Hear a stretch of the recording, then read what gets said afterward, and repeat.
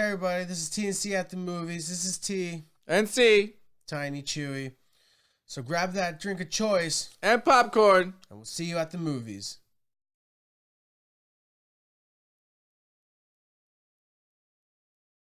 And we're back. We just got back from watching Bad Boys for Life.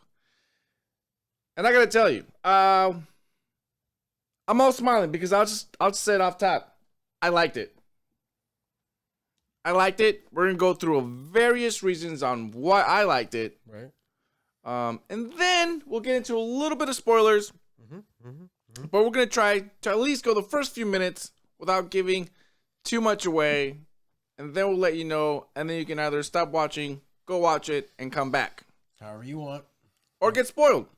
Either way. TNC at the movies. Bad Boys for Life. That is I. That is he. Let's just start with first impressions. What were your first impressions? Hot damn.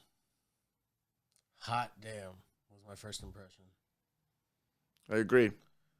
The movie, it felt like it didn't let up. And when it did let up, it was only to break your fucking heart. Oh, we're going to get it. Oh, we're going to get into that. What's up, boys? So, Chewy, we're back. First show back in the 2020s, right? 2020, baby. It's not our first review back, but it's our first show back. There's a lot of crap in the vault. We'll all get to those. But yeah, Bad Boys for Life, Chewy. All honesty, man, I gotta say, I loved it. And I think I was telling you in the theater how I was feeling about the movie, the feelings I was getting. I came out of that movie, I think we gave it the same grade, right? We gave the same grade immediately. Right, immediately. We knew in the theater right after the movie the same grade. I gotta say, these aren't negatives. I'm just gonna say what I felt about it. The movie was very in line with a Fast and the Furious franchise. It was very in line with, I wouldn't say all of Michael Bay's, other stuff like Transformers and stuff, but it is very franchisey. I think that is the right word. Franchise. It's definitely a franchise now. That's what I mean by Fast and the Furious. It's cool. There's butts. There's cars. There's funny. Everything. This movie's got it all. And those are not negative things. Again, I'm just saying that's how I felt about the movie. Chewy, how did you feel about the movie? I felt that this movie had the potential to do a lot of things wrong. And I say that because we've seen this before. How many times have we seen a sequel that, more often than not, they waited way too long? They're 50 now. And so it was a very fine line that they had to walk where, you have just comedic, just writing. You have just gold as far as in your writing department. It's a very fine line between what you ended up with Bad Boys for Life and with, I'm sorry to say, Dumb and Dumber. Where you waited too long. The iron was hot, and that iron was hot for 17 years, and they waited 1 year too long. Damn. And it just, not that it wasn't good, but it's almost like you grown up and the movie didn't, right? Right. The movie didn't grow with you, which is I'm glad you said that because it just brings you to the next point. Because in Bad Boys, right. Marcus and Mike, I feel like we actually grew up with them, in a sense, because it's been, the first movie was 1996. Was it 25 years? 25 years. And then the second one was 10 years after that. 2003. 2003? It was summer of 2003. 2003. We're in Santa Barbara and we watched Bad Boys 2. That's right. And so, that was actually, good sequel. And I feel like we've all, I don't know, this is going to sound cheesy. We've all grown, in those 15, 20 years since.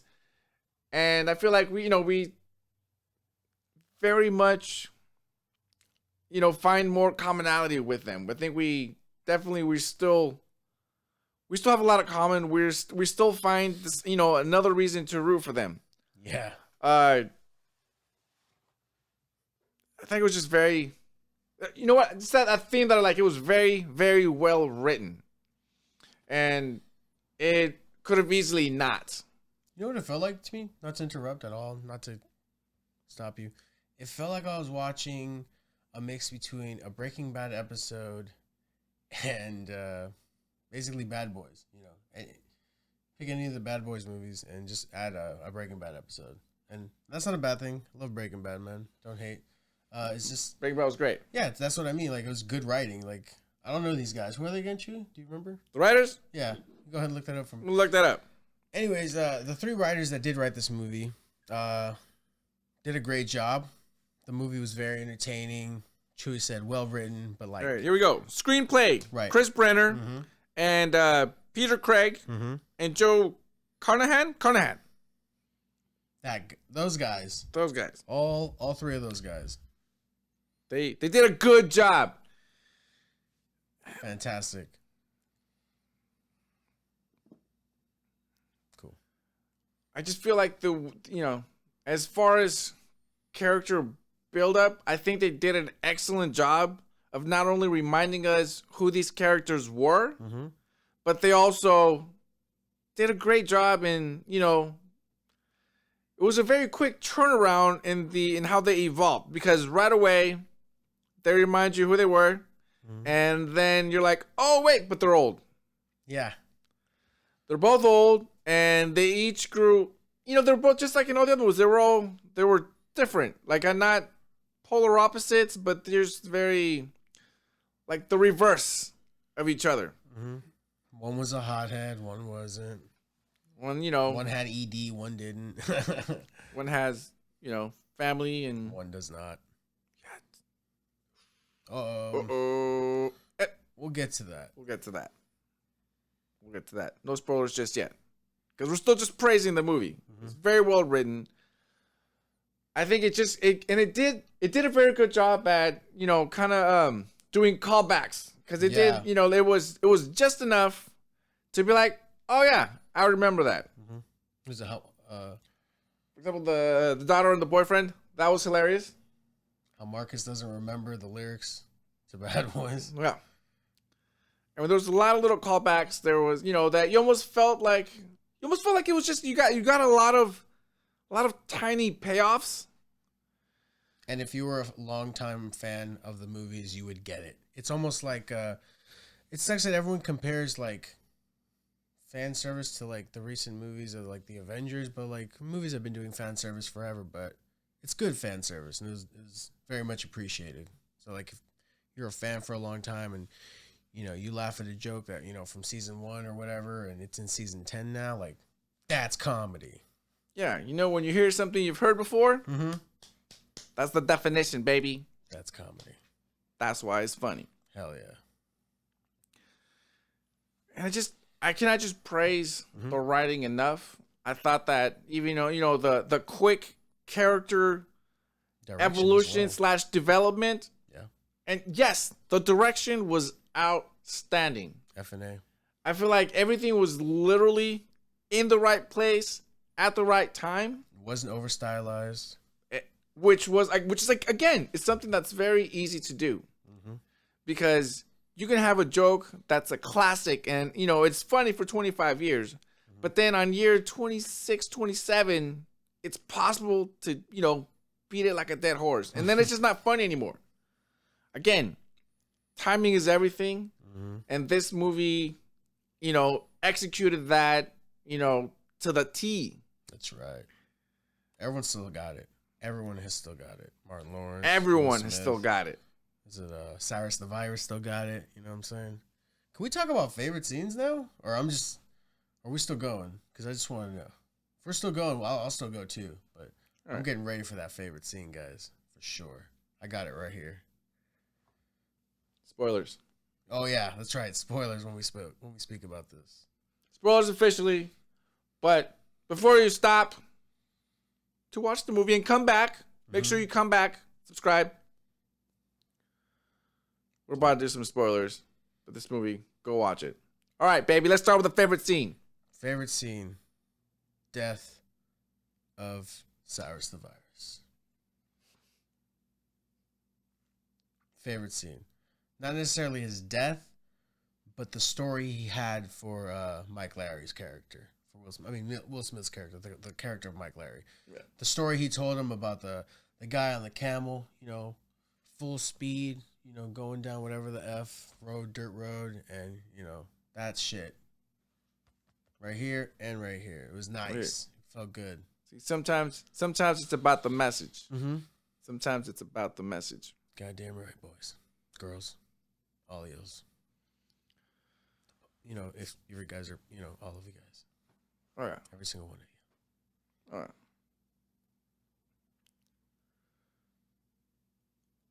I'll be honest. I'll tell you what I liked. I like a good prison escape scene. I gotta tell you. Oh, my!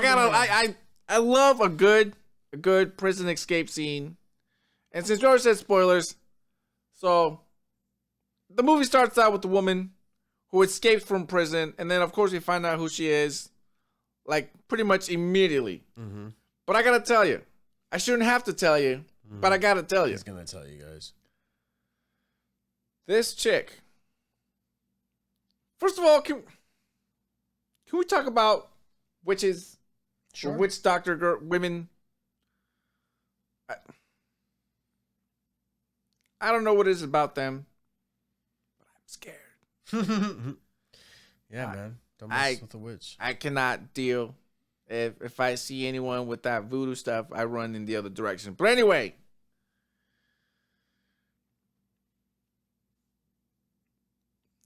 I just can't. The best part was just how the prison guard died, because she's over there all confused, and then she gets pulled down. She gets one right in the back, and then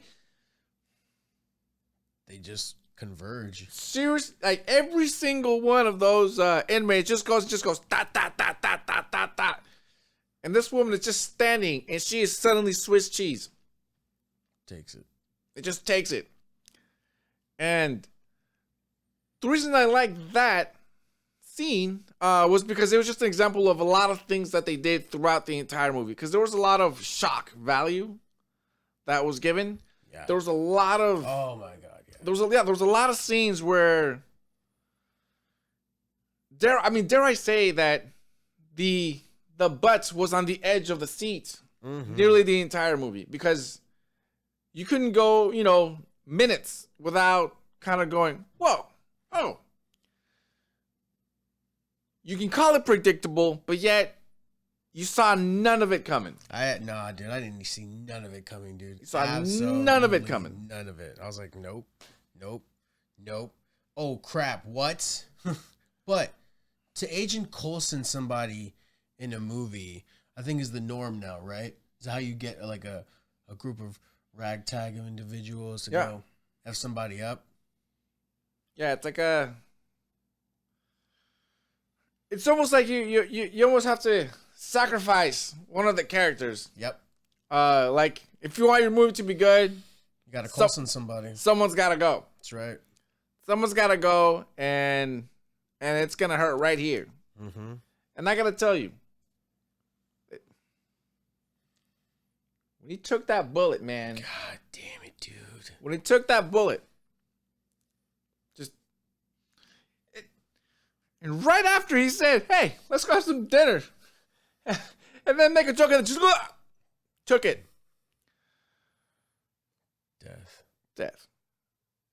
Anyway, so it's an example. So, anyway, what was I talking about? The guard. She just, takes it. Right.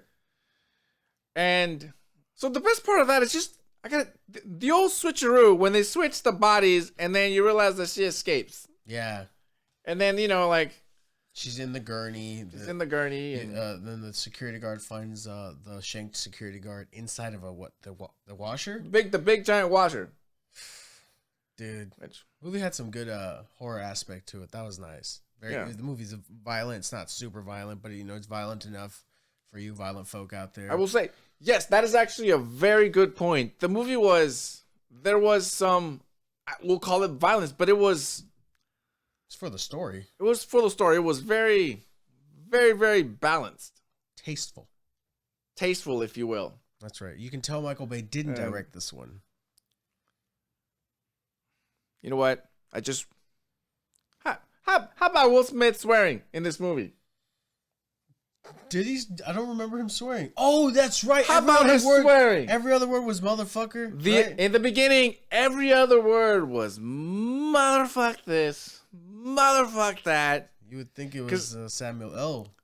Yeah, you'd figure it was that. Because I remember I was like, hey, he's swearing a lot. Yeah, dude. Or how about when he told Asian cuz he fucked his mother? Yeah. Like, dude, you don't say that shit, man. You don't say that kind of stuff. But, again, and that kind of goes back to the writing. You gotta love the writing. Hell yeah. You gotta love the writing. Appreciate that. Here at TNC, we love good writing. Damn right. Even if the movie isn't liked by a lot of people, we know when a movie is good because we understand. Yeah. We don't gotta always have what's that, shock value, or completely have to service your D at the theater with complete fan service. I know I mentioned fan service earlier, but this movie's got enough. It doesn't overdo it. And that's the cool thing about this movie, Chuy. It's very balanced. There was not a moment where I was bored. Not once did I look up at the lights, look around. Not once. And I've done that at movies. I won't bust that movie out anytime soon, but you know what fucking movie you are. God damn it. Don't ever write any more movies, Goyer. Go ahead, Chuy. So, I also wanted to take a few minutes just sort of talk about the plot. Okay. And I'm just kind of going to take it from the angle of... It was a thick plot. I feel like the plot was... It was simplistic, yet there was a lot going on. Thick like Miss Loomis. What's that? There was a lot going on. Mm-hmm. But again, it was, dare I say, somewhat of an, organized chaos where there was a lot of things happening. But everything, more or less had a purpose, whether it was paying homage, paying something off from a previous movie, or just hearing Will Smith say fuck. I mean, there's a lot of reasons. We're seeing the Miami sign again.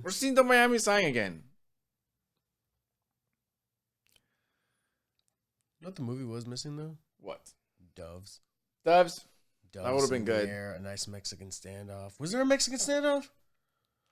Yeah, there was, right? Because didn't when they went to go break in with the drone, and the drone fucked off somehow. Remember they been shot? Oh, that was during the gunfight. But I'm pretty sure there was a standoff of some sort.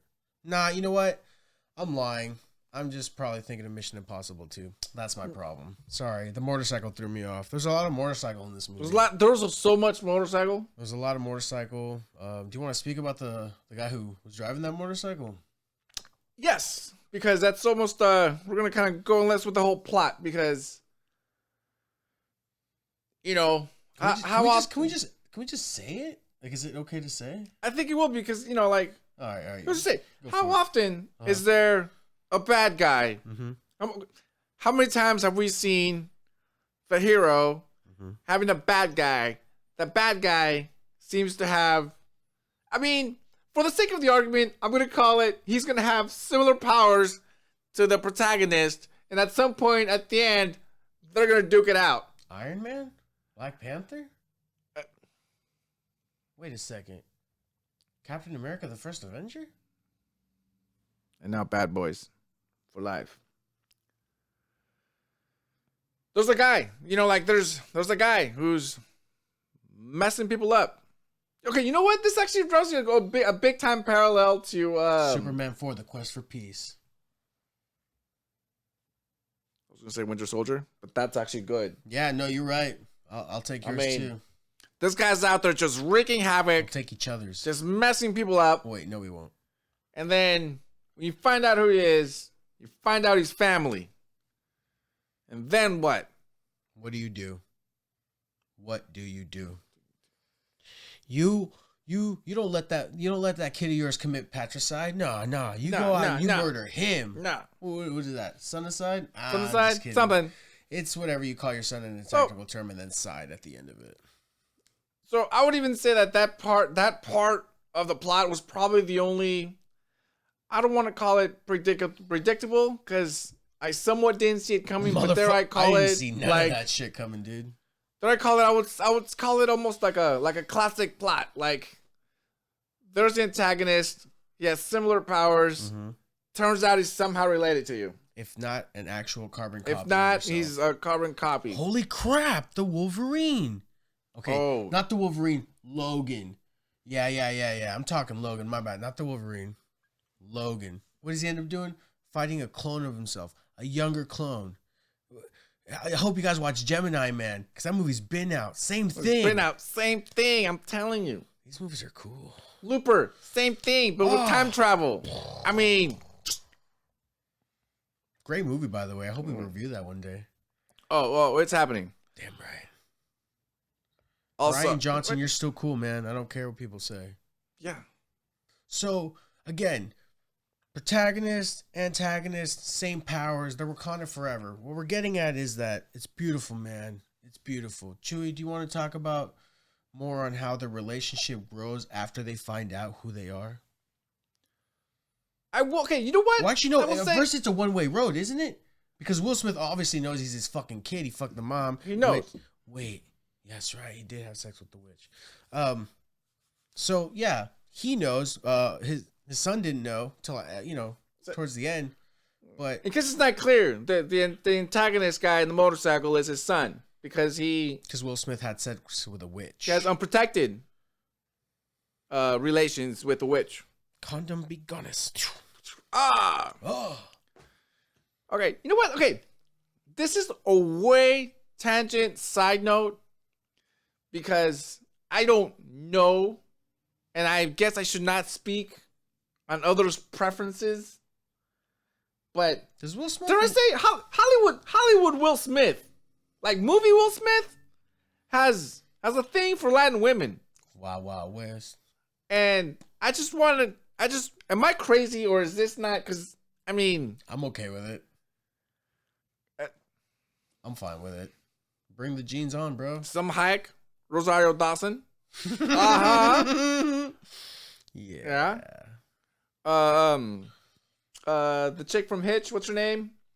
Oh, Eva Mendes. Eva Mendes. You want to know why they were in that movie together? I can only assume they must either have the same agent or it's because she was in the Welcome to Miami video. Yeah, I mean, and there are others. Yeah, there are others. I mean, I just want to those were off the top. It was just something that I just happened to have noticed. That's all. We're not mad at you, Hollywood. We're not mad at you, but just wholeheartedly approve. I happen to notice certain things. We all love Jada anyway, so it's fine. I love Jada. Scream 2, baby. I saw her. Me and you, Chuy? We saw her in concert. Yeah. 2006. Her heavy metal band was there. It was pretty dope. So good. So good. So good. Chuy, do you have a least favorite thing about this movie? Because I want to talk about maybe my least favorite, and then I want to talk maybe about new additional characters, but do you have a least favorite? Because I got to say, I don't know if I do. I'm trying to think really hard now. Now they even mentioned a least favorite thing. Huh. Oh, no, you know what? Fine, I got it. My favorite scene is also my least favorite scene. Okay, you know what? Okay, hold on. You know what? Oh, okay. The fact that you said that just reminded me that ditto, bro. Ditto. Because I'm going to tell you exactly what my only pet peeve of this entire movie was. What's that? However, you have to forgive it because of that great thing in Hollywood called the suspension of disbelief. Yeah. Okay. So. Suspension of disbelief. The witch. Right. She's out there, stabbing bitches left and right. And then. So obviously you see the guards that come in, she switches the clothes, so now she's the one all bloodied up, and they pick her up and they drag her to the ambulance. Mm-hmm. Okay? So that's the part where it gets me. So you're telling me that this woman or this body that's supposed to have been stabbed repeatedly made it onto the to the ambulance, onto the gurney, is getting treated. I mean, this body that is unharmed is being triaged, and somehow this ambulance is, continues to go. I think I know what you're saying. I would have said that those EMTs would have been the first ones to be like, this woman is fine. This woman has no cuts. This woman has no cuts. She's only bloody. This woman's blood pressure is probably fine, because I bet she kills all the time, so it's not even a rush anymore. Oh man, that's scary. Like, that's not good. Yeah, no, yeah, scary. You lose a rush, you should probably give up on things. What I'm saying is, that's the only pet peeve. It's like, hey, I think someone should have noticed that this woman is not dead or is not dying. Still breathing pretty hard. But anyway, she took everyone out the game, so it was a good scene. I liked it. Yeah. And like I said, I'm gonna have to forgive it because of the suspension of disbelief. That's right. You know, if you wouldn't have brought that to my attention, Chuy, I wouldn't even have thought twice about it. Let's get to those new characters, man. My new favorite character is Vanessa Hudgens' character. Were we gonna say your scene? Because you said it was the same one as you didn't like. It's the same one. It's my favorite scene. It's just, look, his death. I fucking hated it. I was so pissed in the theater, but I knew what it was. You had to do it. It was part of the story. You had to continue the story. You couldn't just, let him live and what? He's gonna be happy for him because that was the moment where I actually felt the most emotion, which is the reason I like this movie, because it gave me emotion. And that's... Boy, did I feel during this. You want an S, baby, you just gotta make me feel. Basically. Just you gotta entertain, you gotta make us feel, cheer. Because anyone can make you feel one emotion. Mm-hmm. But when you put me on a roller coaster, baby, that's a good word. Movie definitely was. We're going to a dance. And none of that jerky shit where you hurt your neck and oh fuck, what? No. Not genuinely, ouch. For anyone who's been to Six Flags, Kong. On your head. Heck yeah. But I digress. Hard. That's some good characters. Hell yeah. That's some good characters. I think, what were they called? The new SWAT team. It was Special Tactics, blah blah blah. What are they? Stars. They're basically stars. Quickly look that up. Stars. They're a high school musical boy band with guns, I think is what Will Smith referred to them as. Oh yeah. Yeah, there was some sort of police tactical, extra tactics, extra armor, extra gear. They were the G.I. Joes of the army. Go Joe. While he's looking that up, I do want to mention that if you guys know your directors, you will catch Michael Bay in this movie reintroducing Marcus after he's been... Oh, shit. We didn't say? Marcus gets shot the fuck up by his son. Right in the fucking gut, dude. That was some harsh shit. If this was full of tea, I definitely have some, but this is all for show, just like everything else you are going to see on television and or the computer. But this is full of wine, though. I didn't pop this open yet.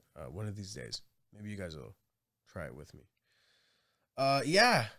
His son shoots him the fuck up, and it was intense, and I knew he wasn't going to die, but I still felt, and I was like, what the fuck? Unfucking cool. Are you going to sideline this motherfucker?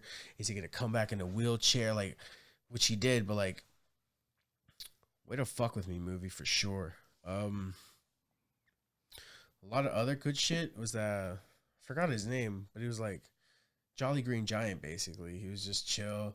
Oh, no violence for me, please. No thanks. And then like, he's a fucking badass out there shanking. He's basically Solid Snake, dude. Just CQC, guns. This motherfucker did everything, dude. He even took out a pillar. What'd you say? Rock style. Oh yeah. Oh, he did that as what's his face in the franchise? The Fast and Furious franchise. He did like the same move. He like hit a pillar or something. Some shit fell. Yeah, when he basically you're hitting the support beam from underneath the balcony, and then the balcony falls. You know, classic shit you'd see in classic. Every, you know, I mean, beat 'em up. Let's not forget but the original one where I remember seeing this done, Fifth Element, baby. Tell me you remember when they did that to those guys and they all fell down. It was great. That movie is also in this. You go watch that movie. Please. On the side. We'll talk about that one again. I would love to do it. The group is Ammo. It was called Ammo. Something. Ammo. Multi-tactical operations, secure. Something awesome. If you ever play Resident Evil, they're stars, baby. Basically. They're the alpha team. Stars. Yes. It's still a scary game to me. Yeah, dog. Vanessa Hudgens has got to be my favorite, though. I mean, you would think it'd be old white boy Hulk, but nah, it was Vanessa Hudgens. I mean, sure, I could relate, you know, but it was like, nah, Vanessa Hudgens, please, because you know she kicks ass and everything else. Yeah. Spring Breakers. Sucker Punch. You know what? Hold on. Honorary scene that I liked was when they went to the was it the club? Yeah. Where they were trying to get in, and Asian Cuz was he was like a VIP, and he got him inside. So he was like, "This is my uncle. Yeah, it's his birthday. Please let him in." Which is how you write the fact that the character is getting old. That's how you write it correctly. I mean, dude, a scene like that was perfect. You know what I wouldn't mind? Chuy, you honestly know what?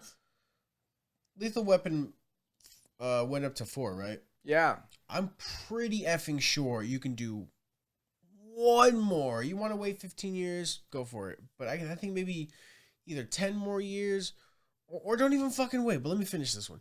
Wait at least 10 to 15 more years and do it like his last year before retirement or his last week of retirement. And, you know, that would be dope. I would definitely be down with an older Will Smith finally letting his beer gray out without the, Midnight Cocoa Bean? Midnight Cocoa Bean. Let it, you know, white out and stuff. I would enjoy the fuck out of that. Like, you know, why not? You know, if it was funny this one, I'm sure it'd be even better the second one. And I gotta say, I hope that the next one is Bad Boys Forever. This one's Bad Boys for Life. See, the next one would have to be Bad Boys Forever. I mean, if you don't do that, that's fine. You don't have to take my advice. It's fine. Whoever owns the freaking franchise. Of course, what I would do, since you're already involving Martin Lawrence, I think they should just start the trailer. Hear me out. As old guys, right?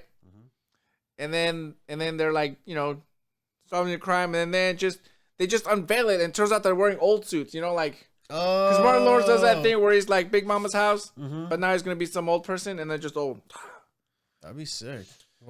You wanna write the movie for him? I think we have to write the movie for him, and then get classically denied, and then we're gonna change the names and change the location, and we're gonna call it something different and record ourselves. It'll be in like L.A. and we'll call it like Beat Boys or something because they're beat cops. Yeah, that's right. With 2 Z's at the end, like the 49ers. I know what you're saying right now, and I know you're watching, but you can go boo yourself to Las Vegas. All right. You know who you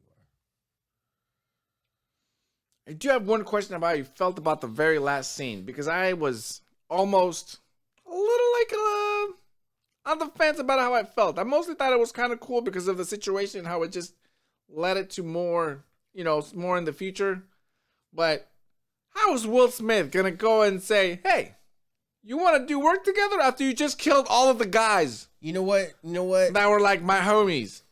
Didn't we say that to each other? Like, did we say that to each other at the end or when we were walking out, huh? Because I was like, dude, how are you going to just be like, hey, it's cool. Even it's though you cool. murdered my father figure. You damn near murdered me.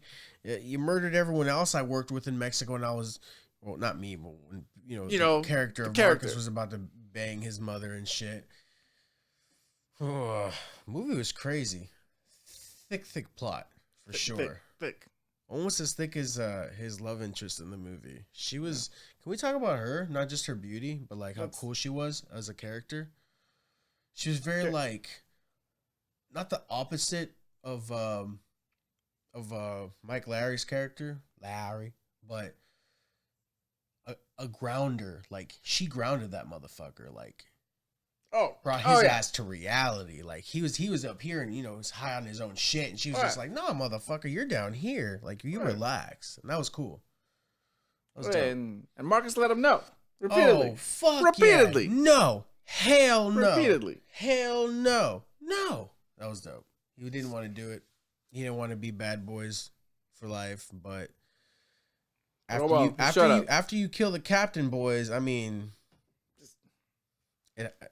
shouldn't have killed the captain. You gotta do more for the redemption.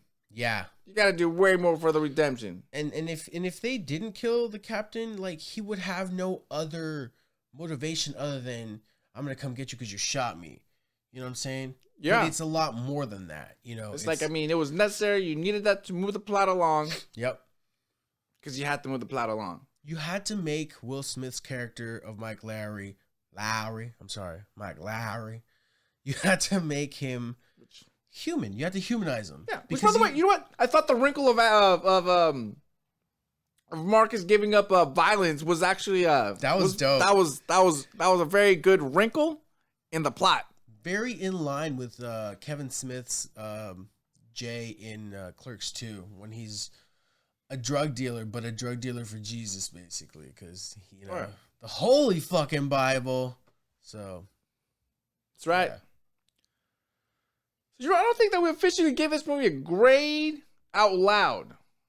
I think I might have like sprinkled the information like a little in between. If you guys heard it, you guys know what it is. Yep. Chuy, what do you give this movie? This right here, yeah. S, baby. Way? Well, I think for them it would be this way, right? So this way? Right here. Backwards. Everything's back. We give this movie an S. If you guys know the Japanese video game ratings, if you're good at any cool game, may it be Resident Evil or the Metal Gear franchise, you know what an S stands for, and that is the best you can get. That's right. The final grade for this is an S. Those are cheers, by the way. If not, I'll fix it in post. But anyway, it'll still work. This movie, like I said, it made me feel, because you think that you're going into the movie just to watch a popcorn, chase them popcorn, up, beat something up, simple, and yet there's turn off the brain. I mean, dare I call it an ogre of a movie with so many layers. Yeah, so many layers. This movie was a machine, and all the cogs were there, all the gears were going. It worked. It just worked. Oh, that's an S, baby, from both of us. Clean sweep. Mm-hmm. Go watch this movie. Have fun. Take your wife, take your side piece, take your friends, take your mom's friends if they're busy. Most importantly, popcorn, drink of choice. Yeah, and whatever you guys want, man, because apparently you can buy a blanket now. So yeah. I don't know what you want a luxury blanket for at the theater unless you're trying to hide an HJ. But you can do that now. Oh. It just costs you $34.99. Look at that. Anyway. Privacy, that's all it costs. CNC at the movies. Join us next week. That is me. That is he. Don't forget your choice of fucking drink and that goddamn popcorn, y'all. We out. Wakanda forever. What he said.